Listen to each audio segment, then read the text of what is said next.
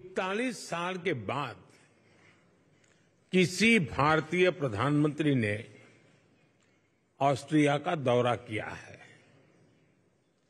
ये भी सुखद संयोग है कि ये यात्रा उस समय हो रही है जब हमारे आपसी संबंधों के 75 साल पूरे हुए हैं। फ्रेंड्स, लोकतंत्र और रूल ऑफ लॉ जैसे मूल्यों में साझा विश्वास हमारे संबंधों की मजबूत नींव है। आपसी विश्वास और शेयर्ड इंटरेस्ट से हमारे रिश्तों को बल मिलता है। आज मेरे और चांसलर नेहमर के बीच बहुत सार्थक बातचीत हुई। हमने आपसी सहयोग को और मजबूत करने के लिए नई संभावनाओं की पहचान की है। हमने निर्णय लिया है कि संबंधों को स्ट्रैटेजिक दिशा प्रदान की जाएगी। आने वाले दशक के लिए सहयोग का खाका तैयार किया गया है। यह केवल आर्थिक सहयोग और निवेश तक सीमित नहीं है। इंफ्रास्ट्रक्चर विकास, innovation, renewable energy, hydrogen, water and waste management, artificial intelligence, quantum जैसे क्षेत्रों में एक दूसरे के सामर्थ्य को जोड़ने का काम किया जाएगा। दोनों देशों की युवा शक्ति और आइडियाज को कनेक्ट करने के लिए स्टार्टअप ब्रिज को गति दी जाएगी। मोबिलिटी और माइग्रेशन पार्टनरशिप पर पहले से समझौता हुआ है। यह लीगल माइग्रेशन और स्किल्ड वर्कफोर्स की मूवमेंट में सहयोग देगा। सांस्कृतिक और शैक्षणिक संस्थाओं के बीच आदान प्रदान को बढ़ावा दिया जाएगा। फ्रेंड्स, ये हॉल जहां हम खड़े हैं बहुत ही ऐतिहासिक है। 19वीं सदी में यहां ऐतिहासिक वियना कांग्रेस होस्ट की गई थी। उस कॉन्फ्रेंस ने यूरोप में शांति और स्थिरता को दिशा प्रदान की थी। मैंने और चांसलर नेहमर ने विश्व में चल रहे विवादों, चाहे यूक्रेन में संघर्ष हो या पश्चिम एशिया की स्थिति, सभी पर विस्तार में बात की है।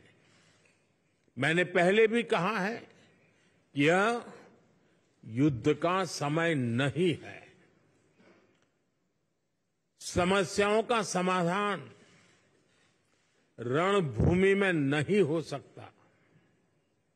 कहीं भी हो, मासूम लोगों की जान की हानि स्वीकार्य नहीं है। भारत और ऑस्ट्रिया शांति और स्थिरता की जल्द से जल्द बहाली के लिए डायलॉग और डिप्लोमेसी पर बल देते हैं। इसके लिए हम दोनों मिलकर हर संभव सहयोग देने के लिए तैयार हैं।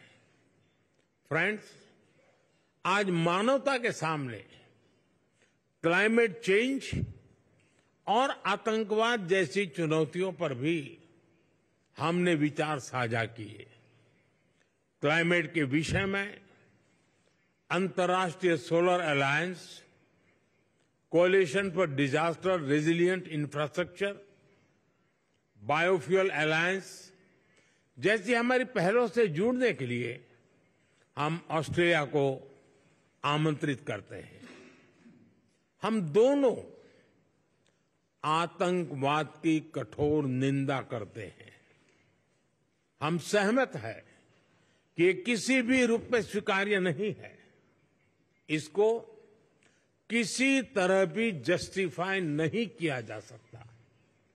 हम संयुक्त राष्ट्र संघ और अन्य अंतर्राष्ट्रीय संस्थाओं में रिफॉर्म के लिए सहमत हैं ताकि उन्हें समकालीन और इफेक्टिव बनाया जाए।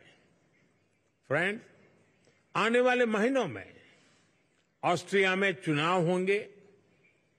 मैं लोकतंत्र की जननी और विश्व के सबसे बड़े लोकतंत्र भारत के लोगों की ओर से चांसलर नेहमर और ऑस्ट्रेलिया के लोगों को अनेक अनेक शुभकामनाएं देता हूं।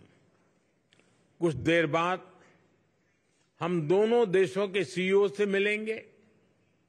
मुझे ऑस्ट्रिया के माननीय राष्ट्रपति जी से भी मिलने का सौभाग्य मिलेगा। एक बार फिर मैं चांसलर नेहमर के प्रति उनकी मित्रता के लिए आभार प्रकट करता हूं और भारत यात्रा करने के लिए मैं आपको निमंत्रित करता हूं। बहुत बहुत धन्यवाद। तो वियना से आप प्रधानमंत्री नरेंद्र मोदी को सुन रहे थे। ऑस्ट्रिया दौरे पर प्रधानमंत्री नरेंद्र मोदी है। इस बीच प्रधानमंत्री नरेंद्र मोदी ने अपनी मुलाकात को बहुत खास बताया है। यूरोप का जो देश ऑस्ट्रिया है वो अपने आप में सबसे ज्यादा धनी देशों में से एक माना जाता है और राजनयिक संबंध जो है भारत और ऑस्ट्रिया के उनके 75 साल पूरे होने पर प्रधानमंत्री नरेंद्र मोदी का दौरा अपने आप में खास हो जाता है, अहम हो जाता है। 40 साल के बाद ये पहला मौका है जब भारत का कोई प्रधानमंत्री ऑस्ट्रिया गया हो। ऐसे में प्रधानमंत्री नरेंद्र मोदी की तरफ से साफ तौर पर कहा गया कि दोनों देशों के संबंध और ज्यादा मजबूत होंगे।